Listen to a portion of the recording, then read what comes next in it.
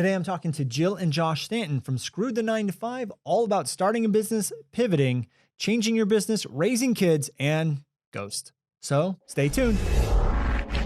Hi, I'm Brandon Lucero, and you're about to experience the new way to thrive in business, entrepreneurship, and life by leaning into who you are, what you love, and standing up for what you want to create. Get ready, because this is where we go against the grain, say no to outdated society norms, and we say yes to change in order to create a happier, more fulfilled world. Welcome to the New Generation Entrepreneur Podcast.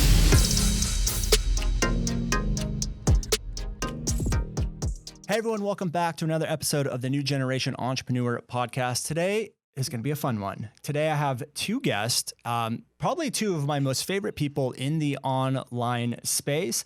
Don't take it back. I can't. It's done. It's already out now. There. It's recorded. But could we get that in writing? Does James know? I haven't told him yet. If he watches the show, he's gonna know, and he's probably gonna cry in his closet for a little bit. But really, you guys are two of my favorite people on the planet, and one of the reasons why is because of your sense of humor. You actually have kids, and so a lot of entrepreneurs in our space don't have, you have a kid. You guys are parents. And so we have a lot of really, really good conversations. And for those of you who are listening who don't know who we have on the podcast yet, it's Jill and Josh Stanton from Screw the 9 to 5. So guys, welcome.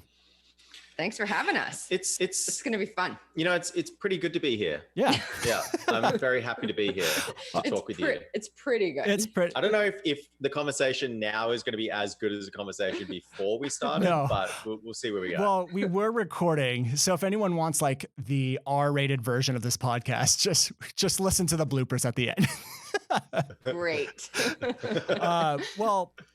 Okay, guys, let's bring it back to podcast interview, PG. Well, we can just bleep things out.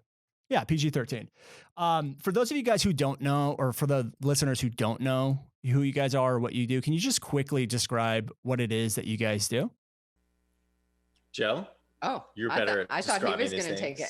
So we help course creators, coaches, and membership site owners get their businesses past the $100,000 a year threshold. And we do that through a series of, we host live 5-day boot camps, virtual, and then we host accelerators, and we have a coaching program, and soon to be a new membership site community, which is kind of like a comeback tour for us. Yeah. Because almost 2 years ago, we shut down a membership site community. So, but yeah, we just help people create freedom, personal freedom, time freedom, location freedom, financial freedom, and do whatever the F they want. I love it. Well, the thing is, like, I mean, like our brand is called Screw the 9 to 5. And so like, we kind of like, it took us a while to like, kind of like get to a point where we're like, hey, how do we define like what the purpose of Screw the 9 to 5 is, which is really, it's just like getting people out of like crappy 9 to 5 jobs that they don't want to be in. Right. And so the way that we kind of got out of that was we did that through like blogging and in all these different niches and things like that. But what we've really kind of like stepped into is like helping people take their like knowledge, expertise, the experience they have right now, and then turning that into like, whether it be courses or coaching programs or whatever it is, like we've just found that path right there is like becoming extremely popular. It's like a big industry that is really picking up. And so we're just leaning heavily into that. I love that. And so what did you guys do before all of this, like before Screw the 9 to 5? And I have to tell you guys too, when I was starting my business, there was a few people that were like, I was watching and looking and seeing what they were doing. One of them was Pat Flynn. So like Pat Flynn and the Smart Passive, whatever it is, Smart Passive Income, I think, podcast. Like I listened to that a lot. But then like quickly after that, I was actually watching, I don't think I told you because I was actually watching you guys. And I remember going to your website. Never told us I didn't want to boost your egos too much. I'm a fanboy. Thanks guys. Thank you so much. No, but you guys were one of the people that I was looking at and kind of like studying and monitoring what you guys were doing. And I just remember going to your guys' website and it was like so funneled out. It was like, where do you want to go? And I was like, I need to get to this level. And so it's such an honor to have you guys here, but I'm really curious as to what you guys did before you started Screw the 9 to 5, because it sounds like you have such like a deep passion for helping people get out of the 9 to 5. Were you guys trapped in a 9 to 5? What was your life like before starting all of this stuff? Not really. We never had 9 to 5s, which is the most ironic part about our business. But it's kind of funny. Like people, they're like, well, you must have like had to have a 9 to 5 to be able to have this kind of insight. And I'm like, no, like it was pretty obvious from the very beginning that a 9 to 5 was not what I wanted at all. But I it's kind of like, it's taken a while for like us to become empathetic of people who are in a 9 to 5 and who feel kind of like trapped there. And like for a long time, we were just like, just quit. Like, what's the big deal? Yeah. Just go do something else, right? What's stopping you? Meanwhile, like we didn't understand like they had kids, they had like a mortgage, they had all these different things. And so very, very much like there's a path out for those particular people, which is different to say, if I talk to like some, 20-year-old kid who's like still living at home and like has nothing to lose, they're like, yeah, I'll start this business. That's fine. Right. Yeah. So for us, like when we first got started, like I first got started when I was like 21. My dad died when I was 20 years old and I was studying engineering at the time. And I just had this moment, obviously like a pretty extreme situation where I was like, I don't want to be an engineer. I don't know what I want to do with my life, but I definitely don't want to do this. Cause like for me, he died when he was 56 years old. And it was like this, life is short kind of moment for me where I was like, I'm not going to do the things I don't want to do. Right. And so I just quit college, quit university at that time, had no idea what I was doing. And I didn't have a job. And I had 3 older brothers who were just giving me crap every single day saying like, Josh is a bum, like he's never going to be anything, all this kind of stuff. And look at him now. He's on the New Generation Entrepreneur podcast. It's just interesting for sure. Like the journey when you look back is quite fascinating, but I didn't know what I was going to do. I just knew what I didn't want to do. Yeah. And I think that's kind of like the lesson that a lot of like young people need to maybe take away is like, don't just do something because someone else tells you should go and do it. 100%. If you honestly feel like you don't want to do something, if you're studying something you don't want to be when you finally finish, just stop. Like just have the courage to say no, because I promise you what you do want to do will come along when the time is right. So that's, for me, the time was right at that moment. A friend of mine was like doing this whole internet thing. He was making money on the internet and he was creating websites and making money from Google. And I'm like, how are you doing this? Like, what is happening right now? And he's like, oh yeah, well, I just like create websites and I make money. And I'm like, I think I can do that. I didn't know how to like really type at the time. But so he put me in touch with someone who had a company, like an SEO company, and they were like taking interns essentially. And so I basically told them I had like all this experience and whatnot. Meanwhile, I didn't even know how to like really type properly. And so I convinced them to take me on at like $200 or $300 a week or something like that. And so, I jumped in, had no idea what I was doing, but I just like figured stuff out as I went along. I worked there for 18 months and then I went out on my own. And that was like how I got my start. And from there, it just like led to a few different things. Like I built like a ton of different websites with affiliate marketing. I built like a software with a friend of mine. That company ended. We ended up like, going our separate ways. And around about that time was when I met Jill. And then Jill was just first getting exposed. No, when we met, you were like, you didn't stop that business until 3 years in. Yeah, right. Like you were in like in your come up phase with that. We were still like kind of like getting things going. How did you guys meet? Okay. I'll tell the story because it'll be extra long and Josh will love it. No. Anytime someone asks that, he says, do you want the long version or do you want the short version? Everybody wants the short version. I want the most entertaining version, which I have a feeling doesn't come from Jill. Allow me to step in then. Truthfully, I was moving to Australia with a girlfriend of mine and I happened to meet Josh's old business partner and his now wife. And we just hit it off because I was moving to Australia. They were Australian. She was Kiwi. He was Australian. And so they were just helping me out and like, we just clicked. And so Josh was coming to visit. He was living in Beijing, China at the time, managing his team of programmers. And he was coming to Toronto for 2 weeks. And they were like, you should totally meet our friend Josh. And so I was like, okay, whatever. I'm moving to Australia. Who cares? Yeah. And so we met and he walks out like such a Beijing hipster with like what is a Beijing hipster? What you walked out describe that, like. please. So it is. There's like a Beijing hipster scene. Okay, reel it in. I'm telling you the entertaining version. God. I was just a hipster. So you see that blue light, the color of the blue light behind your new generation entrepreneur? Okay, that color jeans. Wow. With like this red, black and white plaid shirt, and I was like, what? Damn, that's so minus the black, he was basically a walking American flag, essentially. Yeah, pretty much. As an Australian. Yeah, actually, that's a good point. Living in China. Coming to Canada. Yeah. And so I was like, oh my God, what did I get myself into? And I'm like, hey, Josh. And he's like, oh, good day. And I was like, say what? Josh is hot. And he wouldn't talk to me. He wouldn't talk to me. He wouldn't sit beside me. He wouldn't sit diagonal Playing hard from to me. get. He ignored me the whole time. And I was like, so there's a book called The Game, and you should read it. And I mastered it. But yeah, so we were. I wasn't really using that. I was just like jet lagged, pretty much. Yeah. So he wouldn't pay me any attention, truthfully. And so finally, towards the end, we started hitting it off, and then we hung out a few more times afterwards, and we really started clicking. And then he went back to China. I stayed in Toronto because I was about to move to Australia like a few months later, and we just kept up on Skype. And my poor roommate who I was moving with, like, we had all these plans. We're going to go be single and it's going to be awesome. And I meet this guy 2 months before we leave, and I'm like Skyping 4 hours a day, every day. Like, I just met my husband. You ruined her plans. Yeah, she was pissed about it. So you wouldn't get off Skype, would you? No. Because I remember vividly, I was like, I'm going to Skype Jill again. Always hitting me up. Did you have any business experience, or were you like entering that world at all when you met Josh, or did he kind of introduce you to everything? I was a bartender, so I had a different kind of 9 to 5. I was 9 p.m. till 5 a.m. But I had a web TV show. Like, I really wanted to be involved in TV at that point. That's what I wanted to go to school for. And so I was modeling and doing random TV little spots here and there.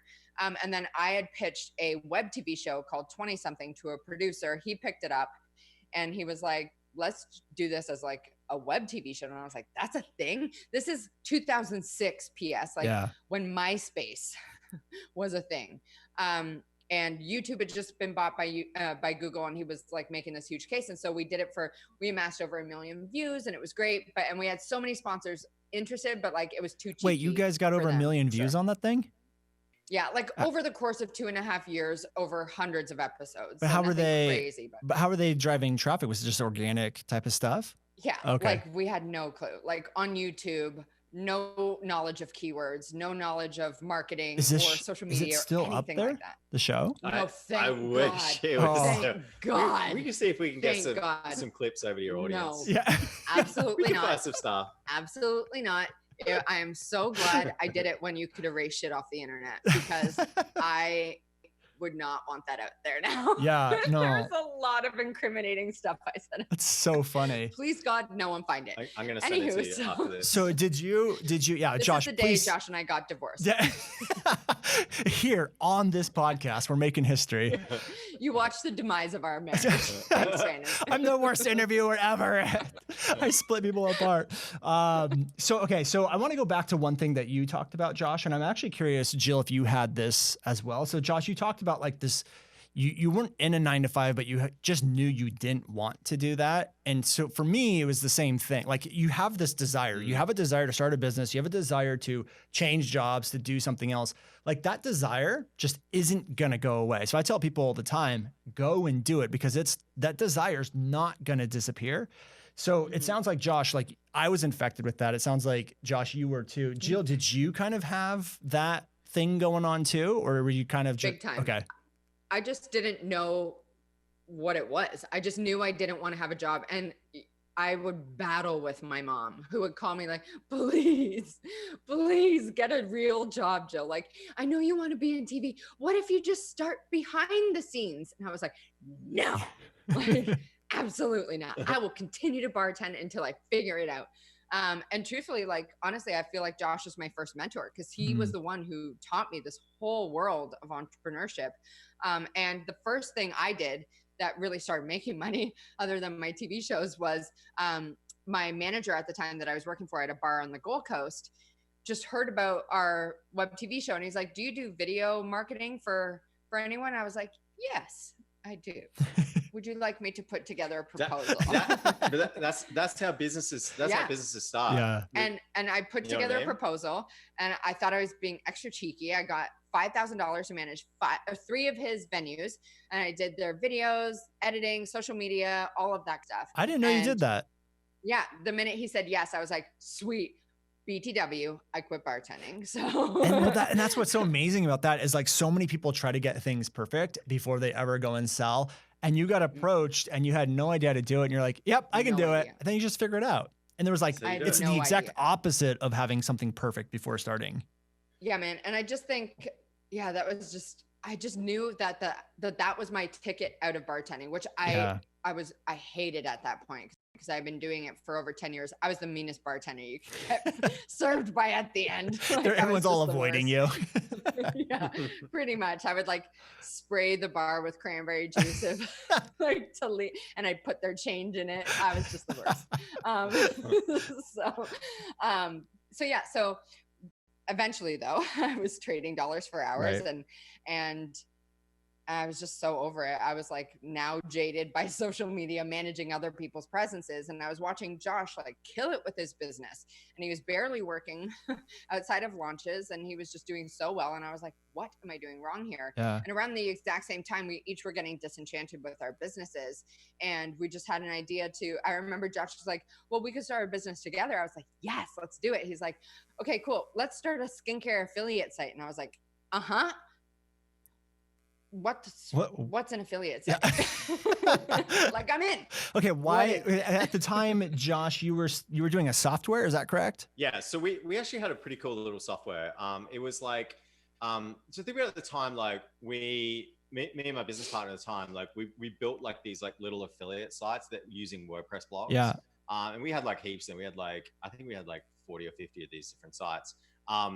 And so we were like, you know, what's really frustrating is like having to log in like to all these different WordPress sites to like update posts and that kind of stuff. But like, wouldn't it be really cool if we could like create a software that like houses them all under one dashboard, so we can just like change between different sites like really quickly and update blog content, that kind of. I mean, we're talking back in like 2008, 2009, like we were first kicking this thing off. Right. So it's a long time ago, right? And then we also had like other stuff like built into it. We had like backlinking tools like built in for like SEO, and it was like actually really interesting software. And so I think in the end we had like 400 or 500 people paying each month. They were paying like, I think it was like about $97 a month. Oh, that's amazing. Paying, and then there was like another tier above that as well. And so we're doing pretty good with it. But no one really talks about this, but running a software is actually a pain in the butt, because you're paying a lot in software development. You're constantly fixing up bugs. You're having people like contact your customer support being like, how do I do this? How do I do this? Can you add this feature in? Can you do this?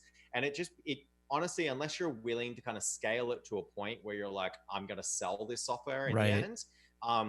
For me, it didn't feel like the best path forward. So what we started doing is we started also creating digital courses, like online courses as well, around like our affiliate strategy, that kind of stuff. So we were selling those courses. We were launching those once or twice a year as well. And so, the software was like, it was profitable for sure, but not really profitable. So we were doing these launches for these online courses that were like earning much more. So we started like leaning much more into that.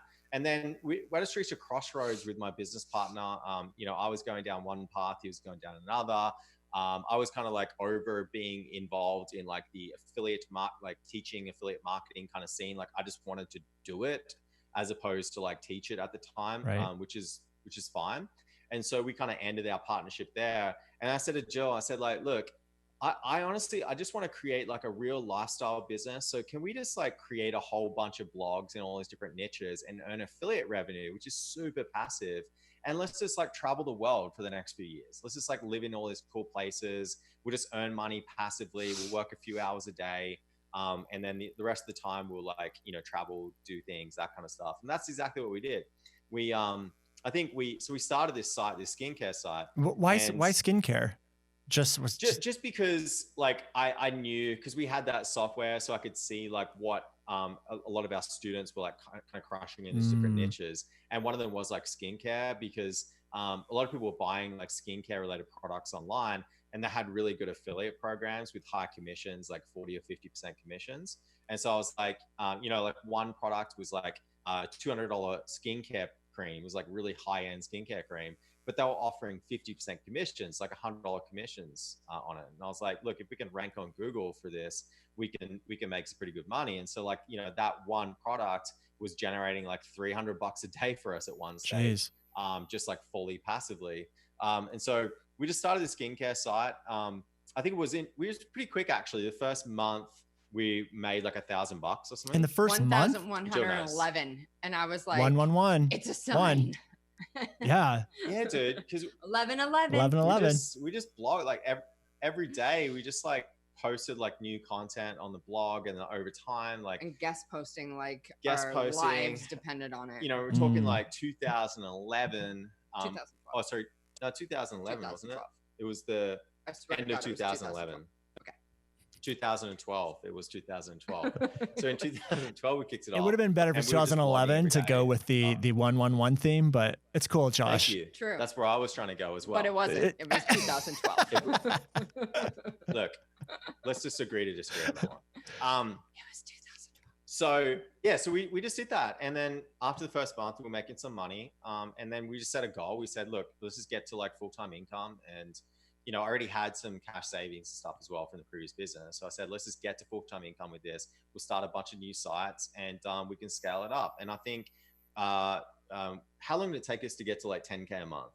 Oh, 10K? Like a year. It's like 12 months. But we had our first goal was 5,000, and we had this like expensive bottle of wine, and we were saving it for when we actually hit that milestone, and we hit it in September. So we started in March and we hit it in September. That's awesome. And what is that? 6 months. And for us, it was like, cool. Like we were a couple hours a day.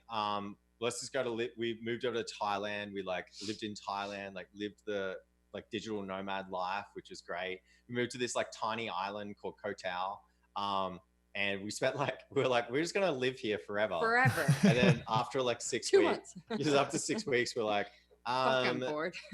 We've done everything we can on the island. Can we please go somewhere else? Let's go. And so we just kind of moved on from there. But it was like a fun like period in our lives where it was like, let's just have this lifestyle business where we don't have to like work too hard. We still had like some stresses, like if Google did an update, we would get affected, whatever. But it was pretty relaxed kind of lifestyle. And then we reached a point where we're like, you know what? Like, I feel like it was actually on our wedding week. Yeah, it was on our wedding week. Because we were about to move to Thailand, and we're having a drink the night before all our guests showed up, because we were in Costa Rica. And we knew we wanted to start a site because people kept asking us, like, what are you guys doing for money? Like, you don't work, like, are you drug dealers? What's happening here? And so we kept getting the same questions over and over again. And we were talking about, Josh said, like, what if we just start a site and we can like talk about our adventures and kind of like travel blog essentially. And so we were like, what could we call it? And thanks to Costa Rican rum and some Bob Marley on a patio, I was like, screw the 9 to 5. And both of us were like, oh, I wonder if that's available. And it was available. So we snatched it up and we kind of sat on it because we had never had a personal brand. We didn't know what to do around that. Like when Josh had his old business, he was in the background. He was not the face of it. Right. He was like managing the strategy and the tech and the team and all that kind of stuff. And so we didn't really know what to do. And so the first few months of the Screw are so ridiculous. It's like talking about the Koh Tao Mafia and Pinterest and living overseas and working with your partner. Like there was no direction to our content at all. And then we were like, we should sell a course. That sounds like a great idea.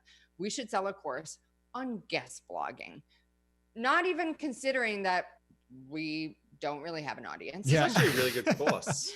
2, we have no content direction at all. So like to come out of the blue with a course on guest blogging, it just like it flopped. Yeah. But it was the best lesson we had ever learned in our business. That's amazing. I mean, up to then, a lot of that I've never heard before. I didn't know the whole story of all of that stuff. And what's really interesting is right around the same time you guys were doing all that stuff, I was doing the same thing, but with like niche sites. So like my intention was to just make $10,000 a month and just go like mountain biking all day and like just not have to talk to anyone. Because I was in a job before this and like I hated dealing with clients, and I was like, screw this. I don't want to do this anymore. I'm like, I just want to make 10 grand a month, be totally passive, just go do whatever I want. So I started doing niche sites, but like, it was the whole thing that I learned from Pat Flynn, which was, it was like find a popular topic that people are searching for, create a niche site on it and make AdSense revenue. And one of my best performing ones was actually refurbishedrefrigerators.org. And so people looking for refurbished refrigerators would go there, find information, and then click on AdSense. And I was making a couple hundred bucks a month from that one. And then but I had a whole slew of them. But like you said, Josh, the Google update algorithm thing, it really throws a wrench in your plans. It's so emotional too when it hits you. And you're like out mountain biking, and then you check your stats and you're like, I've got 50% less traffic now. Like there's nothing coming in. And for me, it was kind of like, and I'm sure you guys probably felt the same way. It was, you start this to have the freedom, and you think you have the freedom until you realize Google controls your entire business. Yeah. And then it's just like, I'm good. Well, it's that too. But the other thing, which I eventually got to, is that I think like initially it's a good thing to strive for freedom. But once you have freedom, like suddenly you realize that like life isn't just about like you having freedom. Right. It's got to be something more than that. Like, and I think like for me, I went through a period where I was like just really down because like I'd reached this like point of freedom. Like I felt like we could make money, we could do whatever we wanted, blah, blah, blah. But it was like, it's not enough. Yeah. Like it felt like it just wasn't enough. And it wasn't until like I just like started searching inward and looking for, and Jill went through the same thing as well. We realized, man, like, I mean, your work is like your opportunity to make an impact in the world. And like, I think like the only point the only stage that I've kind of reached where I feel like really genuinely happy is when I'm actually just helping people, like helping people start their businesses and like get results for them. Like that's genuinely what makes me the happiest. Like it's fun when you like do a launch and you make like a ton of money and you're like, well, I got all this money, it's amazing. But like when someone reaches out to you, like for example, one of our students, Magnus, he's like a mandolin instructor and he's just this like genuinely like beautiful man. Like I love this man. He has a man crush. I love this joke about it a lot. and so like he's in our annual coaching program. And so he went out and did his like first launch for his program, and he had like his first $10,000 day. 11,000.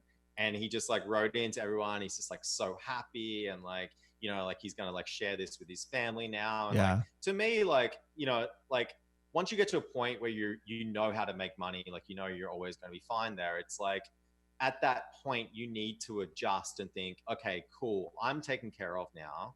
Like what else is there to life now? And I think like I was stuck in this like numb trap of like thinking that it's just about making money. Business is about making money for like several years until it was like, hang on, I'm freaking miserable doing this.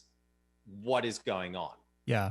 Like that was a big deal. I think it's like, for me too, it's about the journey and not the destination. Cause we're in the journey 99% of the time. And for me, it's like, I too love, helping people. And it's why we do what we do and why we work with like impact driven businesses. And we tell our team all the time, like if Coca-Cola came to us and was like, hey, do a campaign for us, we sell more Coke. I'm like, no, I'm good. But if someone like you guys or someone that helps people in some way comes to us, like we definitely want to help it because we can see, and it's a measurable impact too. Like you can literally see how many people are consuming content or starting businesses or making money. And I love that, but I really just loved the journey of it. I love like the overcoming the hurdles. I love helping people. I love the meeting of the people. I love trying to fix a problem. It's just, I just learned even the things that we quote unquote perceive as problems, I've just learned to like love over the way. Or love over the process of building a business. So I love that yours, Josh, is like helping, like you're more driven by helping people now. Is it the same thing for you, Jill? What's driving you? One of my favorite things that we do in our business is our boot camps. Like I love them. They're so high vibe. They're so momentum filled. Like people are having so many ahas and getting so many results and like so much momentum, and they're having so much clarity. Like it's just like the most contagious thing. I just want to live in our boot camps. Yeah.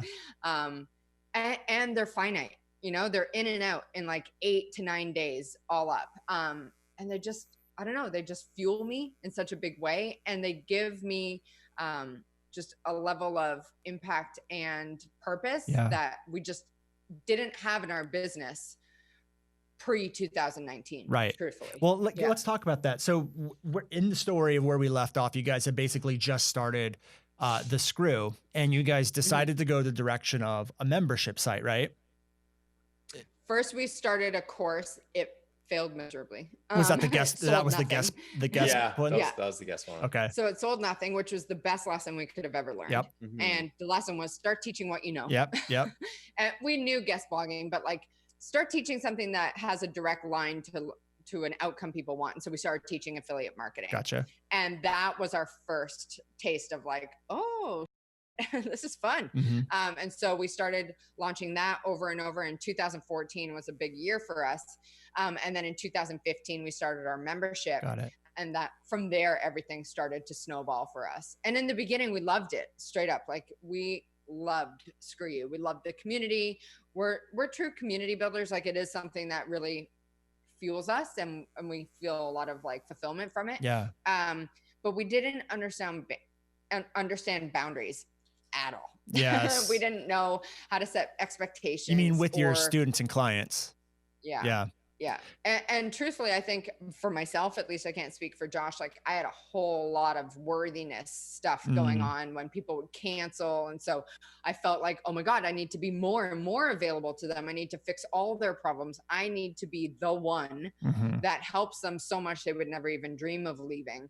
And it would really mess with me when the people I would focus most of my attention on would leave. And I'd be like, what else can I do for these? You know, it just like started, it was the domino that started my personal spiral. What's really interesting about that is you said it was driven by self-worth and AKA like happiness. You're trying to like become happy, become worthy by giving more and more and more, which ironically made you even less happy and more miserable. So it's kind of a little interesting thing that I picked up on. Do you guys mind sharing what revenue you're at this point? Like when I guess at that point where you're at right now in your business, do you remember? Yeah. So with the membership, yeah, you mean? Yeah. Our membership was doing like 332,000 a year. Okay. At that point when we closed it. And that was 2019. We closed it at the end of 2018. End of 2018. Yeah. Okay. So, but our business, I think it was like four something all up. When we first started, Screw You, man? No, at the end when we closed it. When we closed it down? It was $330 a month, but our entire revenue was like you know what happened? It was kind of interesting. It's like the membership actually stopped growth in the business, like revenue-wise, because I think like what you're saying is like all of our attention and all the resources went on this like the concept around like trying to like hold members, like trying to like hold the existing customers that we have, and none was going towards how do we get more members in? Like, how do we get more members? How do we like impact and reach more people? Yeah. Right. And like we started off when we first launched it that year, I think we did like 450,000 or something like that. And then the next year it went up to like 600, and then it went up to like 700 or 750 or something like that. And then after that, then it came down. Yeah. And we were like, wait a minute, what is going on here? We need to make an adjustment. And it was also the same time we were having Kai as well. So oh my gosh, we didn't have kids. It just adjusts everything. We were just like, nah, we can't run a business this way. And also spend time with our son. And just be who we wanted to be. Like, we didn't want to be stressed out. I didn't want to be like, that was my biggest fear. That was my biggest like source of stress when I was pregnant, is like, how am I going to have time to be a mom when I don't even have time for myself right now 100%. because I'm so in the weeds of our business and trying to make this membership work? It was just the heaviest period I've ever experienced in our business. Like, it really was. It was our rock bottom, I would absolutely say. And consequently, like, the best day of our lives. Yeah. Because it was when we drew a line in the cement. And like, truthfully, when I had our son, That was just like the most impactful experience of my life. And from there, I think like the joy you get flooded with after having a kid, it just takes your mind off all the like misery. Yeah. And when I noticed like both of us were kind of not wanting to go back to what we had created, and that was our first sign, but we didn't have clarity at that time. Like that was February. We didn't have clarity around what to do with this until June. And so it was just like 3 or 4 months of just like pure pain and lack of clarity. And just like the pain of unalignment is so real until you figure out what needs to change, right? Yep. And we just kept asking ourselves over and over again, like, what is going on here? Like, what do we actually want? And we just kept asking ourselves that over and over again. And what happens is like, the minute you start coming up with that answer, you have two choices. Like you can either make the necessary changes and change everything up and experience alignment, or you can stay stuck and plateau and feel really miserable and frustrated by your business. But it was actually, I don't know why all our biggest revelations happen on balconies with drinks, but we were on the balcony having a drink and Josh was saying to me, you know what business model we've really loved? And at the time I was so burnt out, I was like, nothing. And he was like, no, we love affiliate marketing. Yeah. And we could bake that into Screw the 9 to 5. And it was like the heavens parted at that moment because finally all the pieces fell into place, because we didn't want to create all the things. Right. But we had some really kick-ass friends who have badass courses that we could connect with our audience. Yeah. And we're really good promoters. Like we're really good affiliates. We've been doing it for so many years that it just made so much sense. Yeah. And once he said that, we just felt like so much relief. Do Well, you remember that? What's kind of, Yeah, I think it was kind of like weird though. It was sort of like, it was kind of like also baked in like, yes, we don't have to do this anymore. It was also like really Let's shut it down. Yes, let's get rid of this now. And we'll do this other thing, which it's like always like the other thing is like always more exciting. Yeah. It's like the grass is greener type scenario. But in this case, it actually was a million times better. well, That's for sure. it's kind of funny and kind of ironic is like the thing that you guys created to get freedom in all areas of your life really trapped you in from experiencing what you guys wanted to experience out of life. And I think a lot of businesses, and I've gone through the same thing that you guys have, but a lot of businesses will get to a point where they hit maximum capacity, where the energy or the effort that it took to get there from the team that you had, it hits the plateau. And a couple of things are going to happen is like the business is either going to break or you're going to break. And when that happens, you have to make really big moves. And so for me, I've had to do that with hiring some key players that we've had to hire, doing pivots, doing stuff like that. And it sounds like you guys, like what you said, Josh, was you guys had put so much energy in just to maintain what you had that there was no energy for growth. And at that point, you guys, you have to make pivotal changes, which is either like hiring the people that you need to hire or reconstructing the company or getting rid of it. And it sounds like you guys got rid of it and made a really massive pivot, which we had to do too. And that whole period you're talking about, where it was like 3 months of hell and suffering, I went through the same thing. The problem is I didn't tell my wife. So she just saw me like in the backyard walking around for 3 months. And she's like, what the is going on with Brandon? But you guys know our histories. Like we started Video 4X and things have been really good. So I remember the day when you guys announced you were killing off a $300,000 a year part of your business. And I'll be honest with you guys, I'm like, that doesn't sound smart. It doesn't. Everyone, all of our friends were like that. Everyone was like, oh, great idea. Yeah. Can I just be honest with you? Like, I didn't give a shit. Yeah. Like, well, no, that's not about you, Brandon. Yeah. It's that's like it. Podcast is over. Shut it down. Did Cancel the recording. What about you, Jill? Like, because like I know for me personally, give like any F's. I was just like, we just had this deep knowing. But yeah, and that's the thing is like, and most successful entrepreneurs, they don't give a crap. Like they just don't care because you know internally what you have to do, and no one else can see that internal thing. And I think that's what makes people successful. Is even if people are like, "Oh, okay, sure, that's a great idea," you're gonna go and you do it anyways. And there's a lot of entrepreneurs out there who won't do that. They will literally like become crippled, or they'll crumple under the pressure of what everyone else thinks. Yeah. And so it's awesome to see you guys do that. Do you know what's really interesting, Brandon? It's like, so we actually stood up in front of our members at like our annual live event. And that was where we told them like, hey, we're going to be closing this thing down. Like we wanted to do it, you know, face to face, like, and do it properly. And it was really quite fascinating. It's like after that, like we were expecting people to be like pissed off and like hating us and like saying bad stuff about us on social media.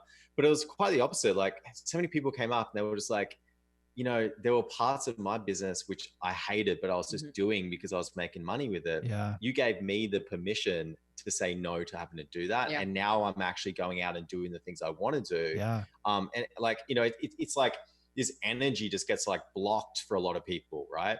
And they just like hold on to that energy. And I'm like, we just need to like learn to release that and then just like allow something else to come in sometimes. And I think that's essentially what happened with us. Like we did it and like, we were like, I don't know what we're going to do, but you know, I'm sure we'll figure it out. Yeah. Like we're resourceful. We'll figure this out. We'll be fine. And we were fine. Lo and behold, like now things are better because of that. Yeah. So we had this like stuck energy that we're holding on to for years. And then suddenly it was released. And then now we're like allowed to go out and do the things we want to do. And everything has just been going like continuously going up. Like last year, we just did affiliate marketing, which is we didn't create any of our own products, sell any of our own products. We made more money last year than we did the year before. Unbelievable. We made all of Screw You's revenue in 9 weeks. What? Are you kidding me? Yeah, like just on two promotions. Yeah. It was just wild. I truly believe that's what happens when you have the guts to go for something and like to burn down what no longer serves you and hit the restart button. And I remember telling James, and he was like, I said, we're going to shut down our community. And he's like, yeah, I know, the free group. And I was like, no, we're going to shut down Screw You. And he was like, what? Yeah. Are you guys sure? Yeah. I was also talking to Amy Porterfield at our live event. She spoke at our live event earlier this year. Or excuse me, no, this was last year that we were talking about it. And she's like, I'm not going to lie. For a while, I was like, okay, hope you know what you're doing.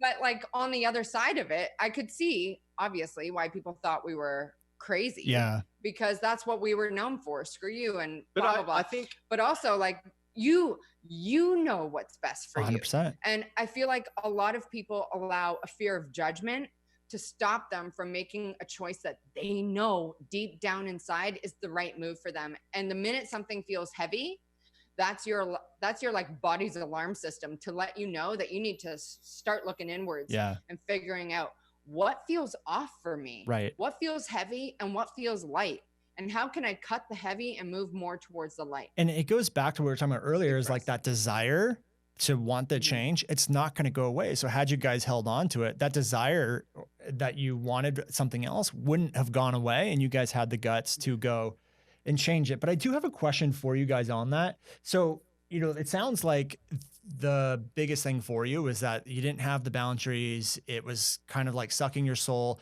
Why not just process it out more to remove you guys from it versus getting rid of the whole thing altogether? Yeah, I mean, that's definitely something we could have done. Yeah, for sure. Like we totally could have done that. I think like mentally, the space we're in, like at the time, which was like, we just had our son, you know, first time parents, we didn't know what the hell we're doing there. And it was like, you know, the idea of having that still in our lives and maybe like trying to pivot it. I think like in that we weren't like in a clear headspace to be able to actually do that properly, because that's a process, right? That's like, hey guys, we're going to restructure this membership. So we're going to bring in these people and you're going to communicate with these people now instead of us. Yeah. And then we're also going to remove these team members and we're going to hire these new team members. And we're going to set up this like new promotion strategy for bringing these people in.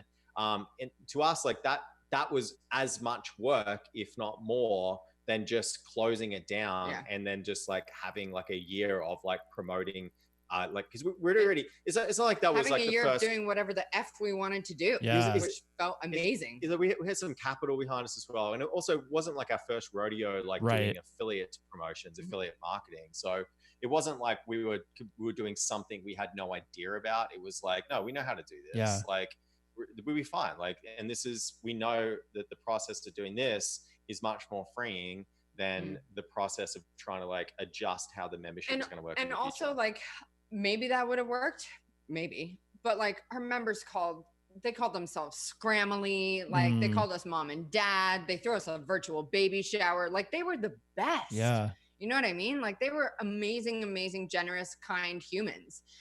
I just think it would have lost its charm, right? Truthfully. Yeah. And that chapter was over for us. Yeah. Like no one could have convinced us to keep it because we were like, nah, yeah. we out.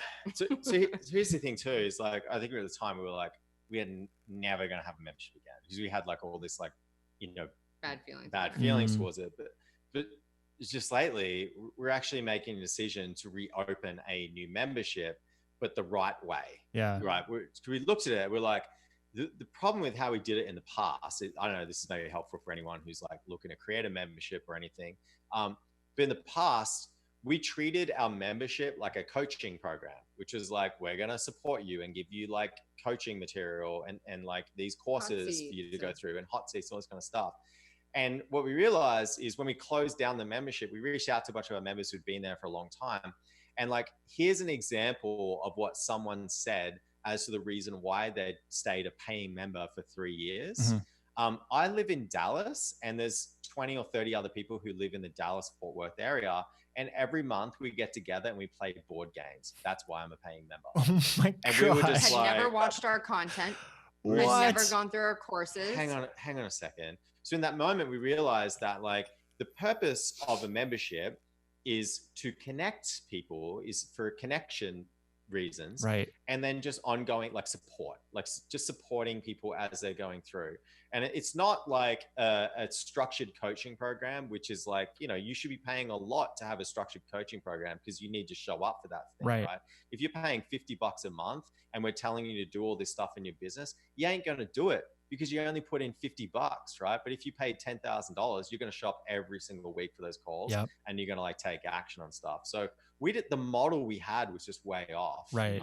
So it was a good learning lesson. Yeah, I mean, you just listen to that internal like feeling to know what to do. I don't think a lot of people do that. Like I do that all the time now, especially after the pivot that we've made. And I feel like I've constantly just walked off the cliff and hoped the parachute was going to appear, you know, a ton of times. And you just have to get used to that. Which is really interesting. And I give you guys like all the props in the world to be able to do that because you guys were having Kai right around the same time, right? Mm-hmm. How was that? Yeah, but we didn't end it until the end of the year. End of the year. So we had Kai in February, 2018, and we told everyone mid-September. Okay. And we gave them 3 and a bit months heads up, and we closed it on New Year's. Gotcha. 2018. And so we had a goodbye party. Sorry. Yeah, but even like having a child, knowing that this thing was going to end at some point. Yeah. I can't even imagine that. Like that got to be super hard. And truthfully, after we told them, I had a moment with one of our team members who was on the team at the time. And I was like, oh my God. Okay. It's out there. Holy shit. We just kissed goodbye. $300,000. Is that smart? Like, is this blah, blah, blah. You know, you just do you have a mind frick. But I gave myself like a day. And then I was like, nah. We good. Yeah.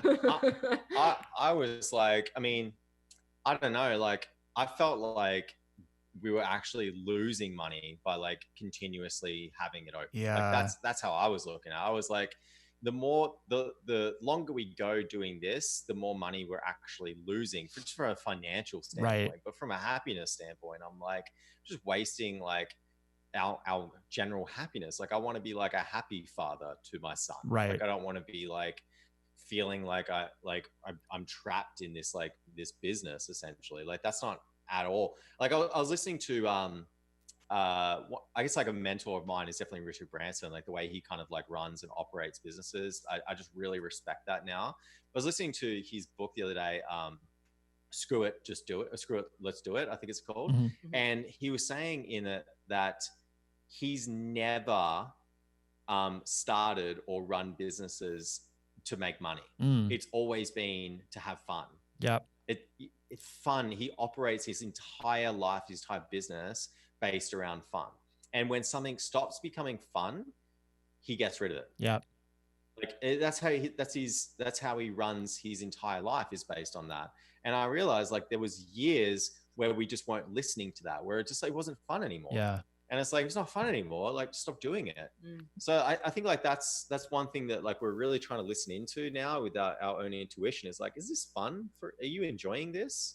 Because and we still ask that for certain things in our business. We're like, do we like doing this? Because now that we've done that, like now that we've kissed goodbye a massive program, like I'll do that all day. Every Once day. You do it, it's 10 times easier next time. And I am unattached to everything we have in our business now. Yeah. Like I don't feel attached to it in any way, in a negative way, in any way. So everything we do is because we want to do it. Yeah. I mean, I love that. And I love that you know, with you, Josh, too, you're talking about like, you had the self-awareness to go like, I'm not like, I want my son to have a happy father. Mm-hmm. And for me, like I very much run like having fun is one of my top core values. So we like my business, and I told Taylor from day one, I'm like, I want to build a business where people don't dread coming in, like their Sunday's not ruined because they know they have to go into work on Monday. And so like this quarantine at first was great because I was at home having fun with my kids. And then when that became overwhelming, it's like, I need to go back to the office. And I realized today, like, you know, today is Taylor's first day back in the office. Matt's here. And we were just like chit-chatting and having fun and laughing. And I'm like, I want this again. Like, I want this again. And so everything for me is about fun. But I also love what we do and like the people we get to work with and you guys get to work with, because I feel like you're allowing people to find their passion and their purpose, which allows them to be having more fun, but allows them to be just happier. And then when you have parents who are happier, you can literally bring up an entire new generation of people and kids who operate at another level. So, I mean, with raising Kai, are you guys very aware of that? Like trying to be the models for him, knowing that that's how 100%. He's going to be growing up? That's actually like modeling. And we were actually just talking about this last week when we were on a walk with him, how being conscious parents is a really big deal to us. Like I very much want to bring that in to our life at all phases. Right. Like like that's really important to me. I don't want to be the mom who's frazzled and snaps, you know, like I understand that I'm probably going to have moments like that. Absolutely. We're human. Yeah. But I also very much want to be conscious around the stories I tell him, like any limitations I put out there, any like preconceived notions or beliefs that we had from growing up. Yeah.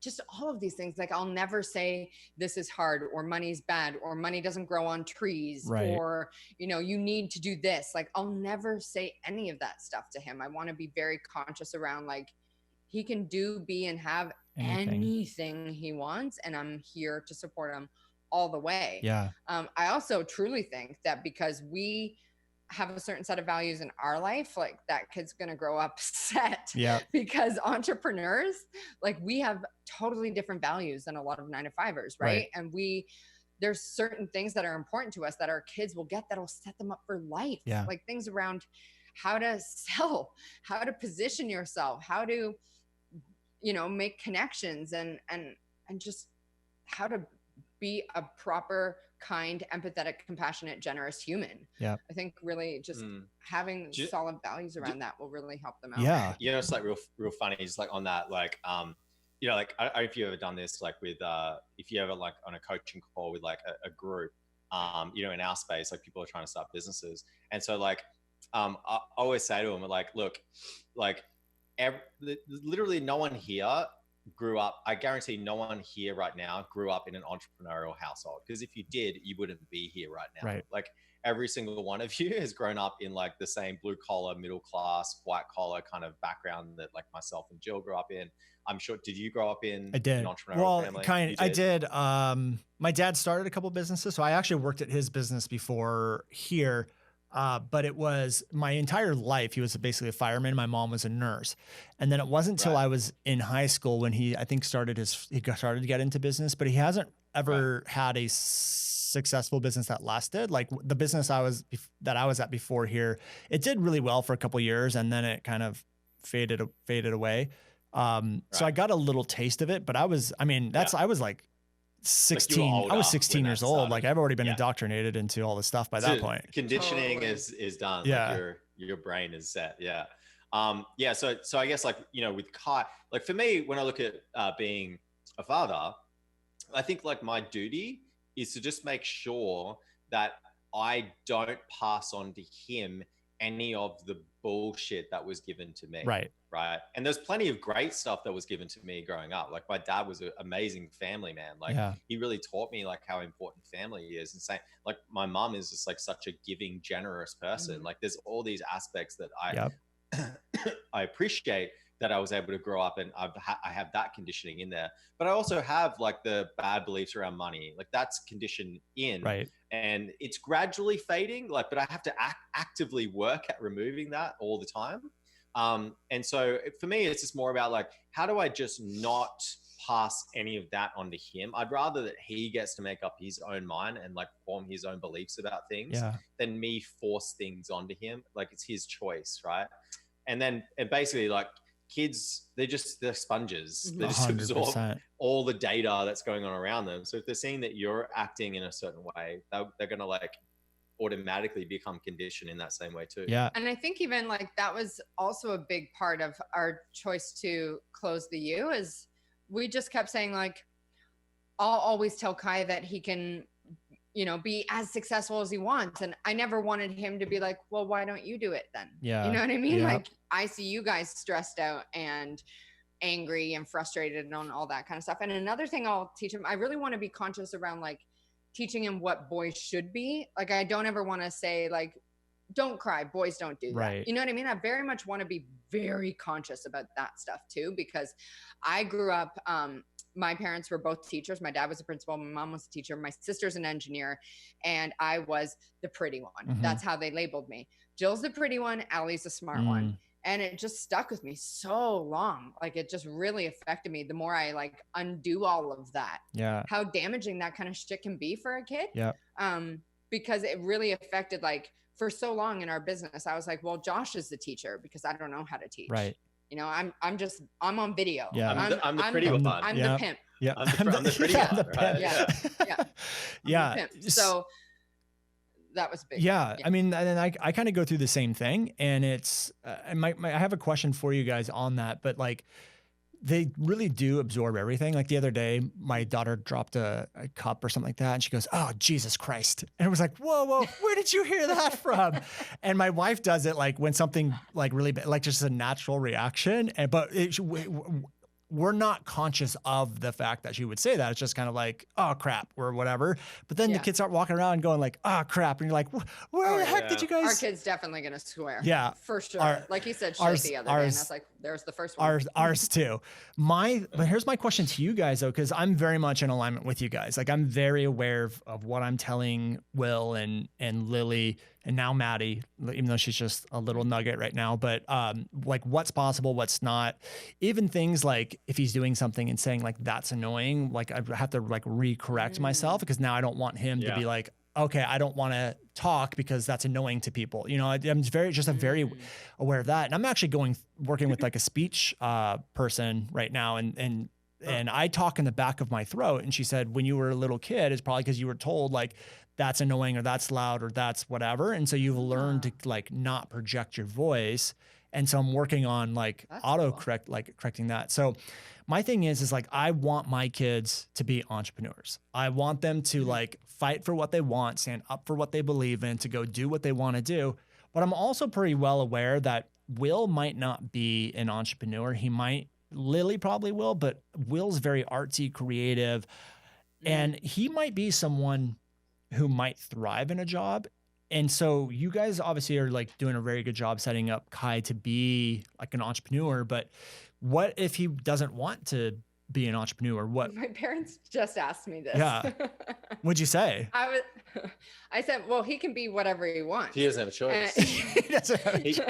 He can start whatever business he wants. I don't care. He can go into whatever niche he wants. We'll support that. That's definitely not. Can I say mine first? No, because I started this. No. Josh, take your headphones off. You're done. Just kidding. Go ahead. I said jokingly to my parents, he could be like whatever he wants. If he wants to have a job, of course. But if he comes to me and says like, I want to be a doctor, I'm going to be like, don't you think you're shooting a little low there? Yeah. But in all truth, like, yes, he can be whatever he wants, but I just believe that by watching us and us modeling what is important to us and the things that we're creating, I feel like he'll come over to the dark side. The thing is, it's not our choice. Yeah, exactly. Like, I think like the sooner we come to terms with the fact that he's his own life force that gets to make his own choices, and that our job is to just, we don't really have a job. A job like for this time is to like feed him, like give him love, take care of him, that kind of stuff.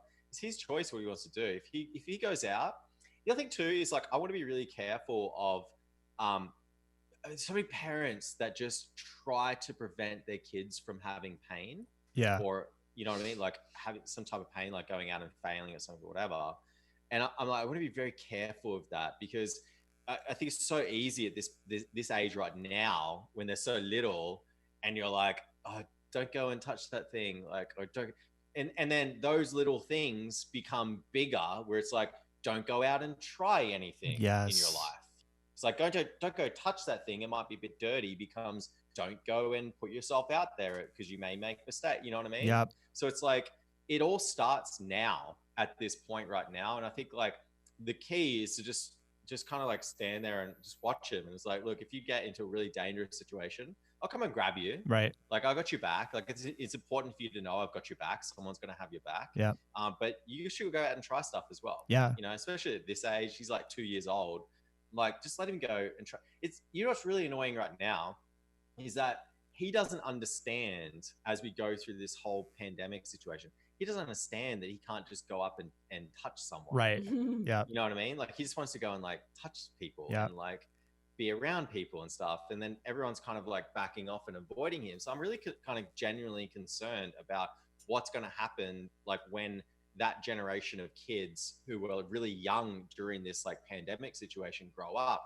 Are they going to grow up with these like really weird kind of like beliefs around like, you know, just keep away from people. People are dangerous. Like that. I never even thought about that. It's really weird. It is. Yeah. It's super strange. And it would be really interesting to see what happens. And what I think I'm picking up from you guys is like, yes, you want to teach them about like the entrepreneurship stuff, but and it might be the same thing as me, is like, I just want to teach them to be happy. I want them to be bold enough and brave enough. Like, sure, you want to get a job, go do that, but make sure you're at a job that you love every single day. Don't just sit in somewhere where you're just miserable every single day. And I agree with you, Josh. Like, I think way too many parents just coddle their kids and they try to avoid pain, and they just haven't realized. And maybe it's because I've gone through so much pain and suffering, or I guess things I perceive as pain and suffering, that I understand the value in it. Like, there's so many good lessons that can propel you to whole nother heights that I would never try to rob my kids of that. Like, I spent 6 weeks during this quarantine building this fort for my kids in the backyard.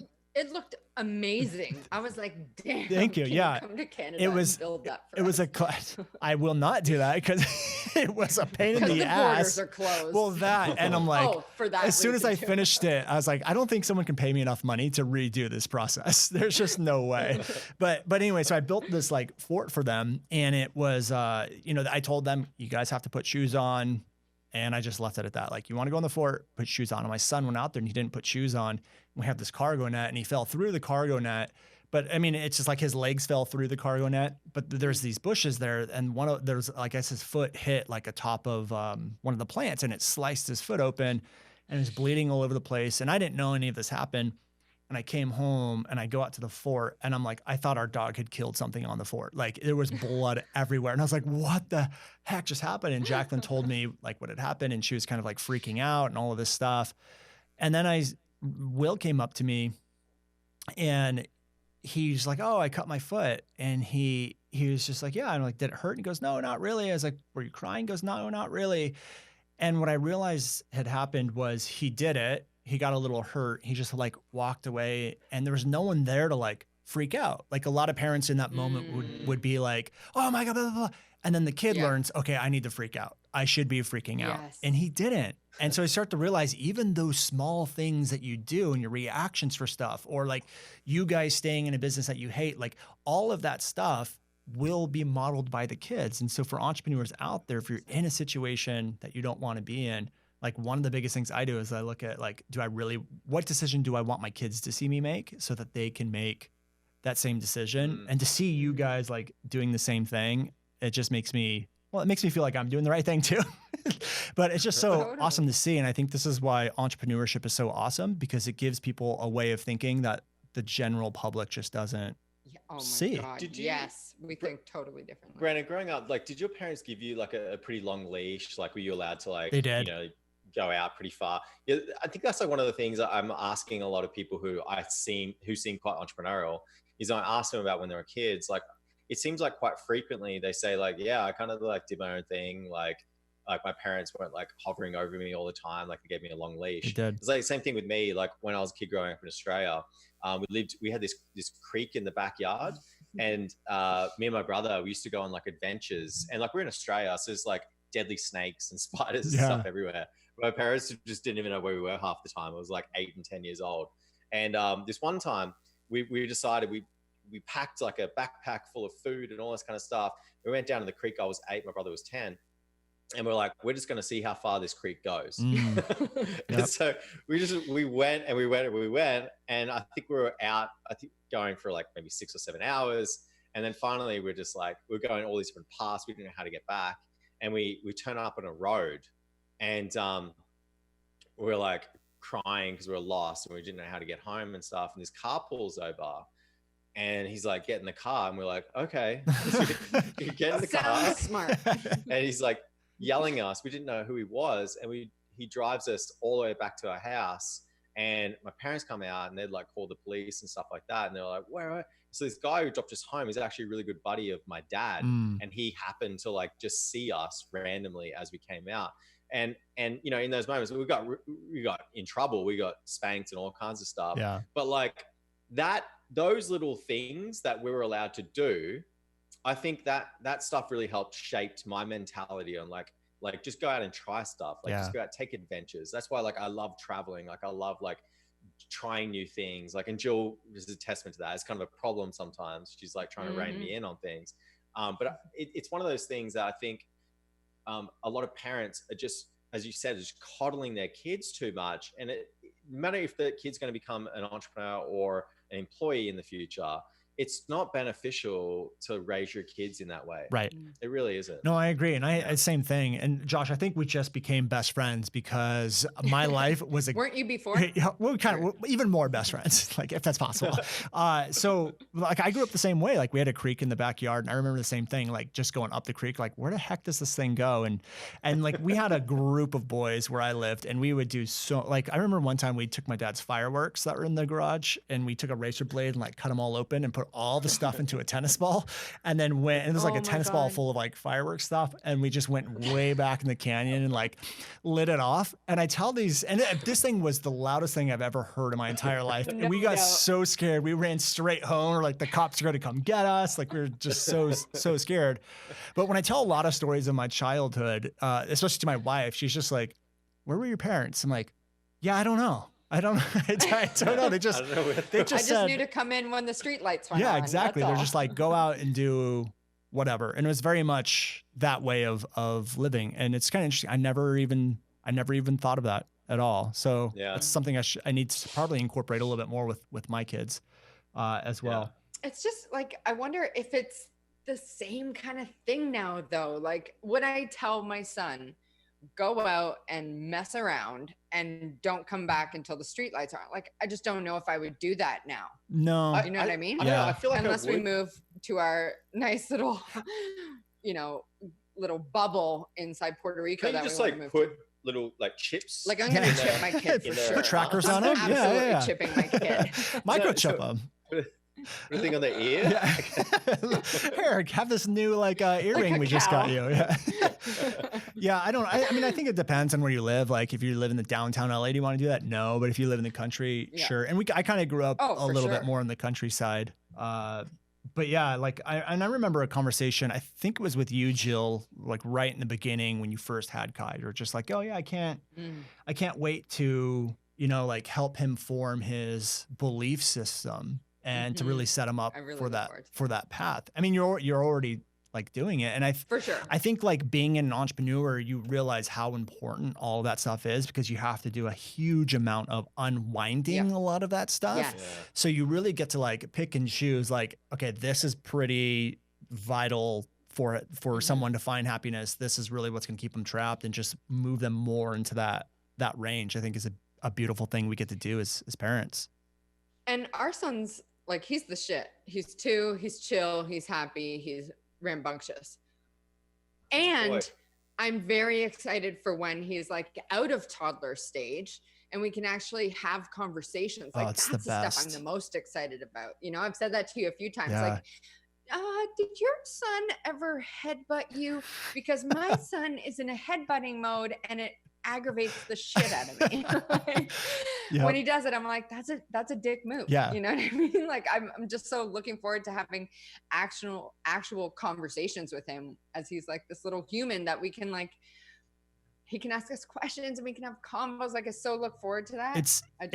I relish this time because he's so cute, but I very much look forward to like having our little BFF with us. Yeah. I mean, it's a lot of fun when they start having those conversations, but it just reinforces everything we're talking about. Like you get to see, like anything that you say, they don't question it at all. So you'll have these conversations and he'll be like, Dad doesn't da da da da da. So I'll talk to him about like, and this is probably might get a little too deep, but like we had I don't know what the right way to say this is, but we had I guess ghosts in our house is the easiest way to explain it. So for real? Yeah. So when we moved into our house, we had like beings in our house and it was literally making him sick. Like he would wake up. I'll tell you the quick story, but it's basically like we moved into this new house and he woke up in the middle of the night at like 3 and I heard this noise and I walked downstairs and I look at the end of the hallway and there's just this shadow standing at the end of the hallway. Yo. And I was just like, what the heck? And I turn on the light and it's Will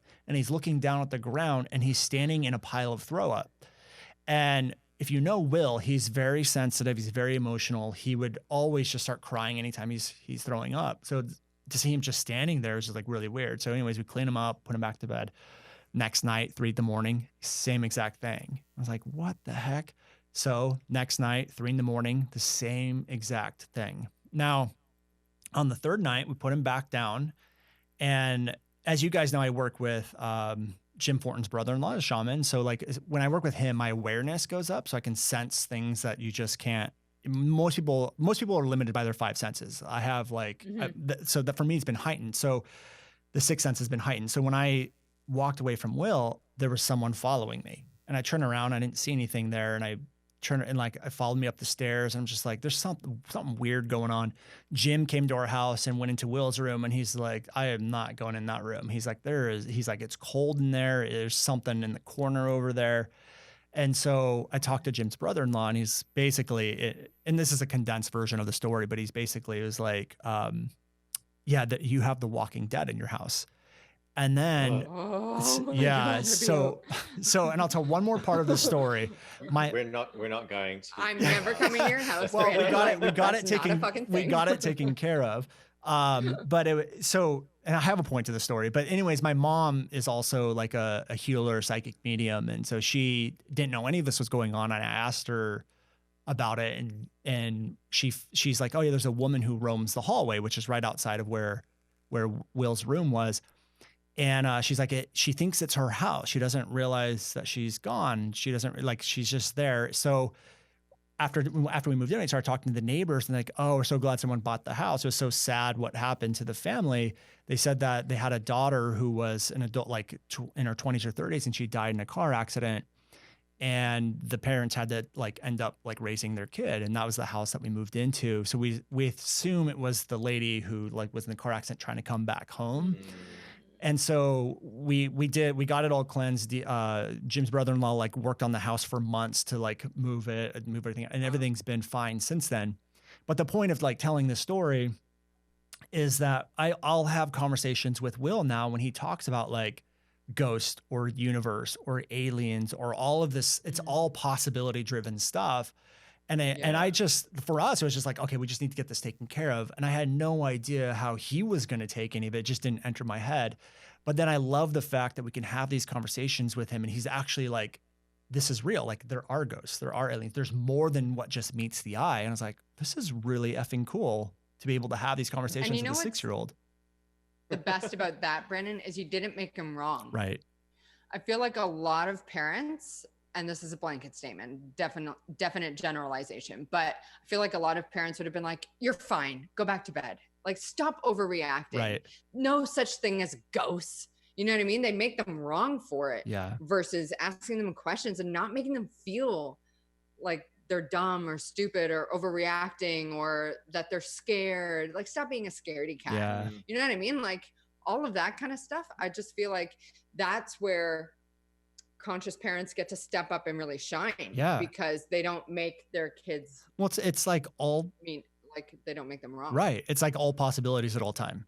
And we don't know. And there's been, I mean, I could talk about this stuff all day long, but there's been times where like when he was 2 or 3 and he just started talking, he was talking about seeing animals throughout the house and like literally being afraid. Like he would come running in my arms. He's like, oh, Dad, there's a wolf and it's like smelling my back. And I was like, oh, tell me about this. Wow. And then, you know, we would have calls with Jim's brother-in-law and he's like, oh, there's like a little portal in his closet. And it's like Jumanji for him. He's literally seeing animals, but he can tell, he can tell the animals to go away. So I told that to Will. I'm like, just tell them, go away.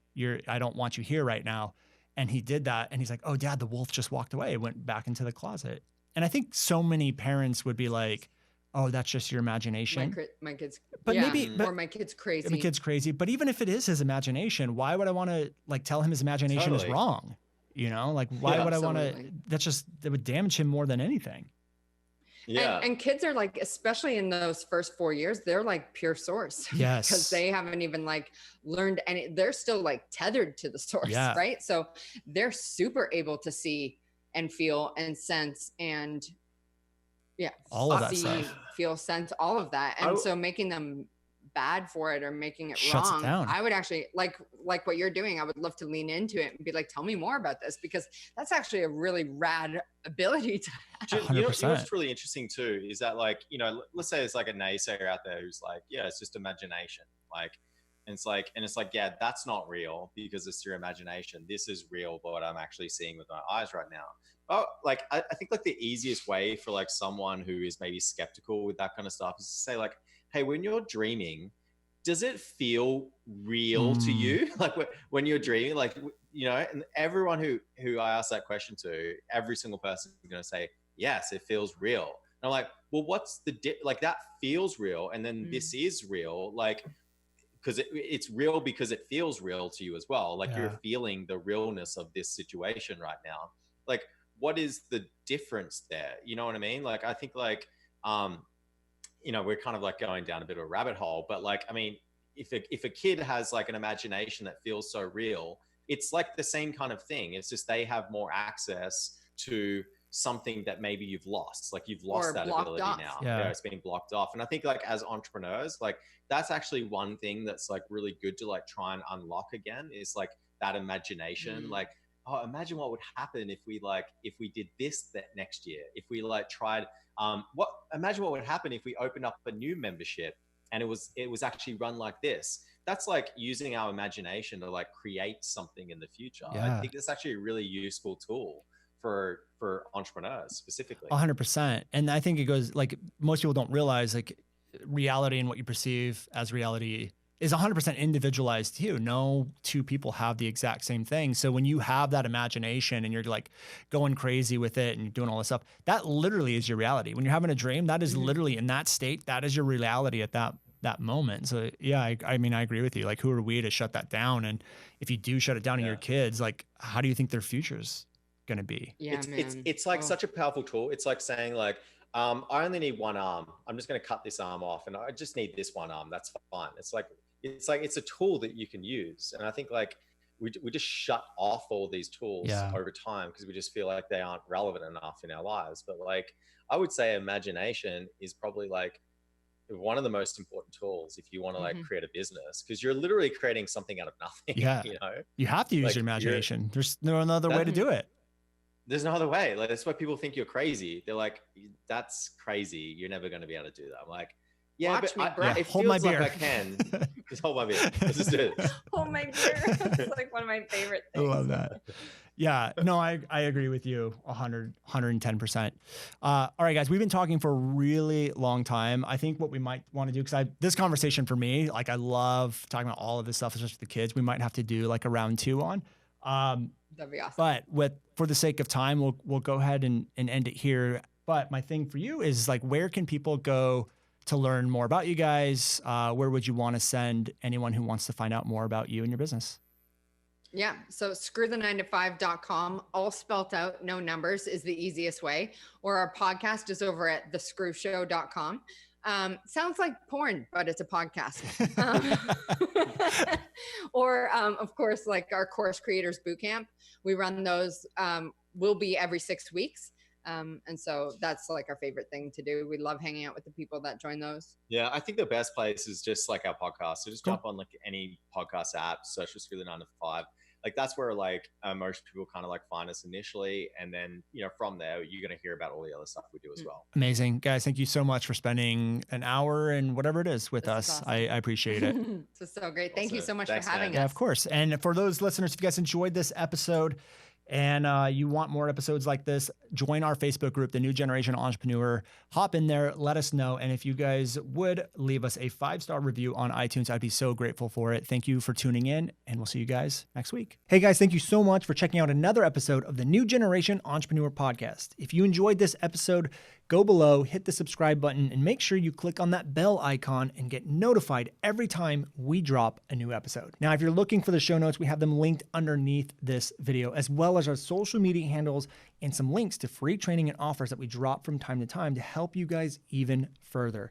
So go check those out if you're interested, and thank you so much for tuning in to the New Generation Entrepreneur Podcast.